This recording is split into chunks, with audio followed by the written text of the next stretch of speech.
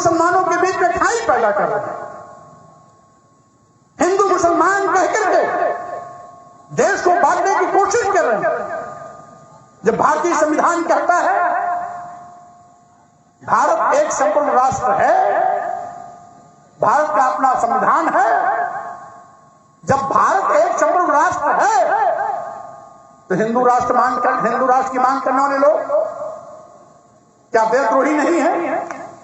क्या राष्ट्रद्रोही नहीं है?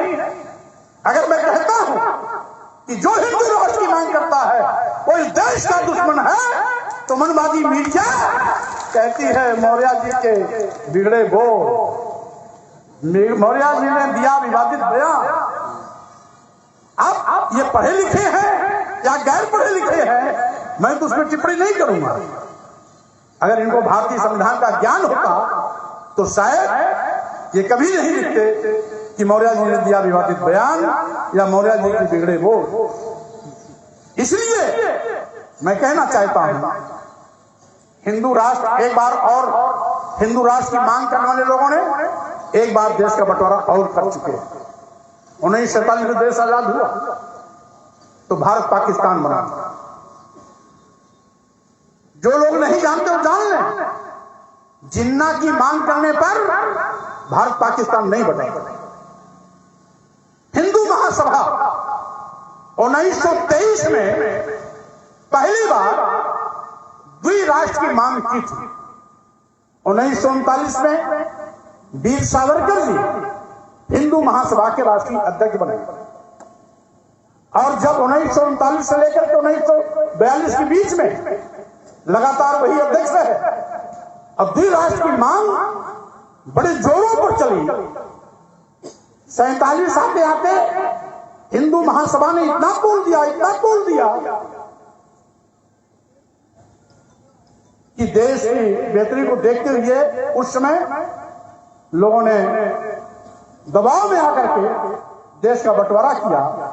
जिन्ना की मांग से बंटवारा नहीं हुआ बल्कि हिंदू महासभा की मांग से बंटवारा हुआ। जो हमारे पत्रकार साथी रिकॉर्ड ढूंढना चाहेंगे, इंटरनेट खोल लेंगे, गूगल खोल लेंगे, इतिहास पढ़ लेंगे, हिंदू महासभा का बायोग्राफी पढ़ लेंगे, सब उनकी समझ में आ जाएगा।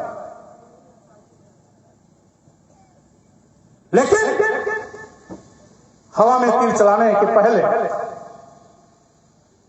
आप लोकतंत्र के चौथे स्तंभ को बदनाम करने से बचें। यही नहीं,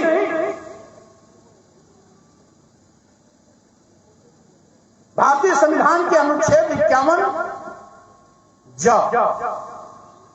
में स्पष्ट इस बात का उल्लेख कि ढोंग ढकोसला पाखंड और दकियानूसी विचारों से लोगों को बाहर निकालकर वैज्ञानिक सोच के साथ खड़ा करें।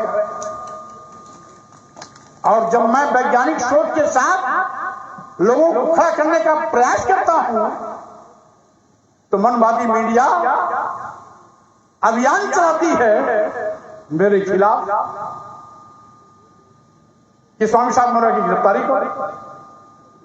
भाजपा भी उसमें शामिल रहती है और मैं तो चाहता हूं कि इस मुद्दे पर स्वामी प्रसाद मौर्य की गिरफ्तारी हो तो 2024 में जो ये अभी हमें मेहनत करनी पड़ रही है दिल्ली के लोगों को दिल्ली की सत्ता से बाहर करने का, हमारा काम और आसान हो जाएगा। पूरे देश में वो भूचाल आएगा, पूरे देश में भूचाल आ जाएगा। जो काम हम बोल बोल के 10 साल में नहीं कर सकते वो 24 घंटे के अंदर हो जाएगा। इसलिए स्वामी प्रसाद मौर्य किसी की दया पर और किसी की मेहरबानी पर राजनीति में नहीं आए। हमेशा मैं संघर्ष से करके आया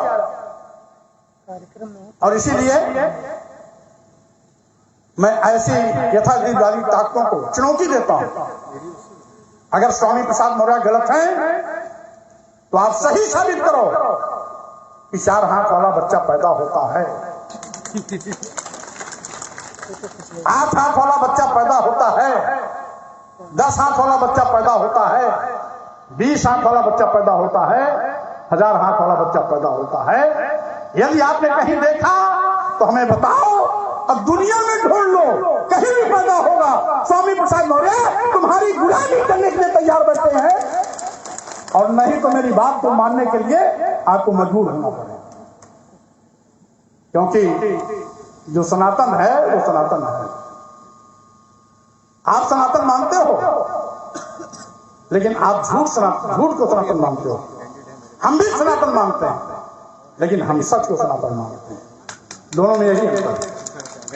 इसीलिए साथियों, मैं आपसे ये अपील करता हूं कि अगर यहां पर हमारे साथियों ने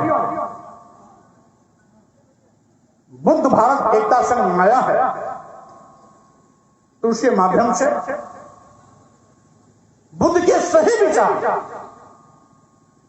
घर घर तक ले जाने में आपको सदैव प्रयास करते रहना चाहिए।